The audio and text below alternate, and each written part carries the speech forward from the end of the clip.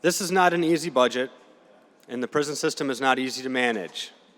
There are long-standing challenges within the Department of Corrections that cannot be fully addressed in a single plan or in a single year. But I am voting against this budget primarily as a statement that the department needs new leadership and a new approach to its challenges, such as the chronic shortage of corrections officers. The state of Michigan has faced a dangerous shortage of corrections officers for years. The department's current leadership did not create this problem, but it has also not done enough to correct it. Improved retirement benefits alone, no matter what form they take, will not be enough to fix this problem or give our dedicated corrections officers the support they need. There are other troubling signs within the department that signal new leadership is necessary. Just a month or so ago, an Auditor General report disclosed some troubling security concerns, including metal detectors that weren't catching steel rods and inadequate searches of vehicles and prisoner cells. Then there are the lawsuits. Too many to list, but just within the past few weeks, there were lawsuits filed claiming sexual harassment by a former department spokesman and another alleging illegal recording of strip searches of female inmates. These are both highly unacceptable and are going to be incredibly expensive, most likely to the Michigan taxpayer. There are many good initiatives within the Department of Corrections, such as vocational programs for inmates, and the current director deserves accolades for her role in these programs and her many years of service to the state. But change is needed. Thank you, Mr. President. We have a critical shortage of corrections officers in our state prison system. It will require a multifaceted approach to fix, and this amendment proposes one of several possible steps. This amendment would provide $5 million to a grant program to help corrections officers meet their post-secondary requirement of having 15 college credits.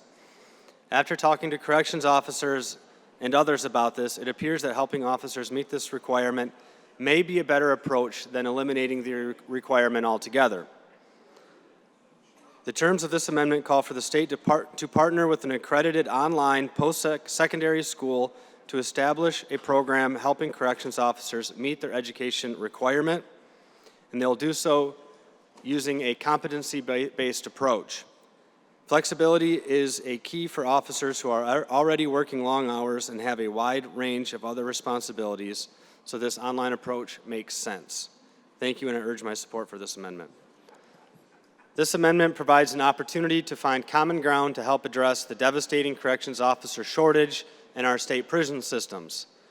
The amendment would set aside enough money to provide a 10% across-the-board pay raise for corrections officers.